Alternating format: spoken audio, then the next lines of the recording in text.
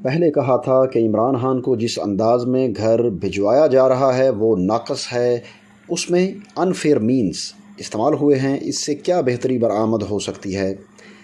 5 سال آپ پورے ہونے دیتے، لیکن پتہ نہیں اپوزیشن کو کیوں اتنی جلدی تھی، اس کے باوجود کہ سب کو معلوم تھا کہ اس وقت کی اپوزیشن پر مشتمل نئی حکومت وہ سیاسی استحکام نہیں لا سکتی جو ملک کی معیشت کو بہتر بنانے کے لیے ضروری ہے۔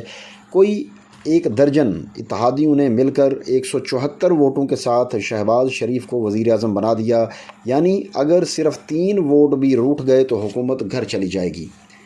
ابھی کئی دن گزرنے کے بعد کابینہ نے حلف اٹھایا ہی تھا کہ اختلافات کی خبریں آنے لگیں، زرداری پیپلز پارٹی کے لیے مزید عہدے مانگنے لگے اور اسی طرح بلاول کو میاں نواز شریف سے ملنے کے لیے لندن جانا پڑا۔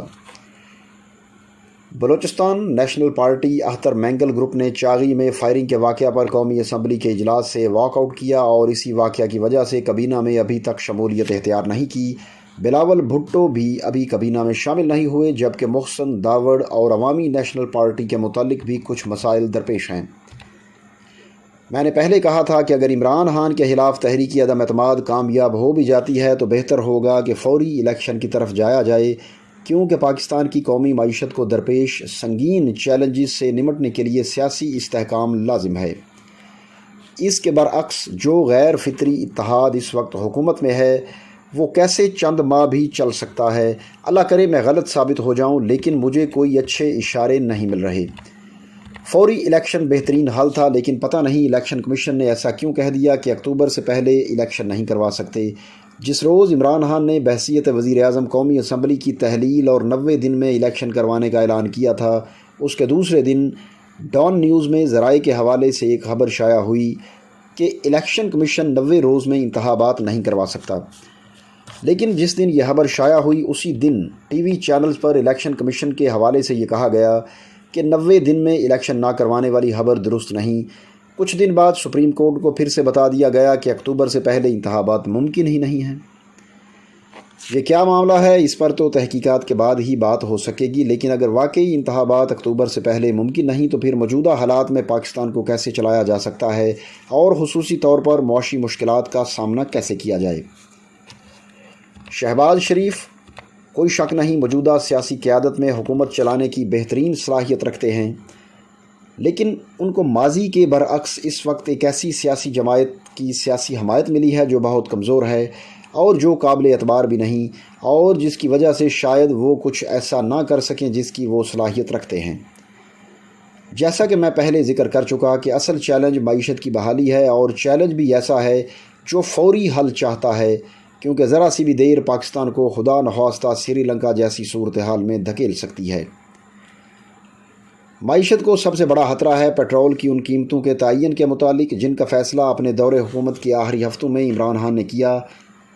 حکومت پاکستان ہر ماہ تقریباً 150 ارب روپے پیٹرول پر سبسڈی دیتی ہے۔ اس سبسڈی کو جاری رکھنے کا مطلب پاکستان کو ڈیفالٹ کی طرف لے کر جانا ہے، اور ڈیفالٹ کا سیدھا سا مطلب ہے تباہی۔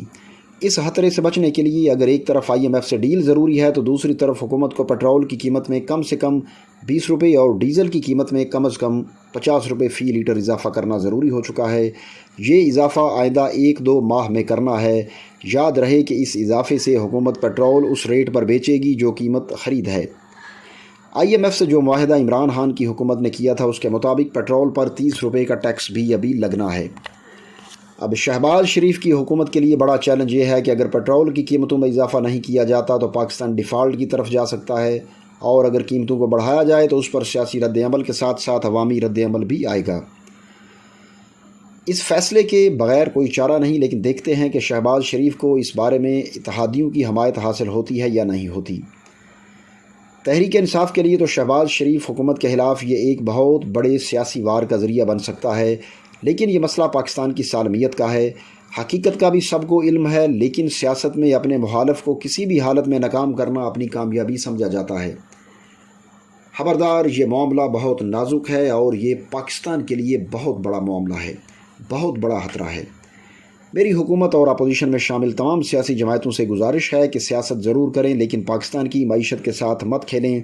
ایسا نہ ہو کہ پچھتانے کا موقع بھی نہ مل بیٹھ کر کم از کم معیشت کی بہتری کے لیے ایک فیصلہ کر لیں، ایک چارٹر آف اکانومی بنا لیں۔ ناظرین، اس ویڈیو کو آخر تک دیکھنے کا شکریہ۔ یہ ویڈیو ہم نے بنائی ہے انصار عباسی کے 21 اپریل کو روزنامہ جنگ میں لکھے گئے ان کے کالم کو لے کر۔ امید ہے آپ کو یہ ویڈیو اچھی لگے گی۔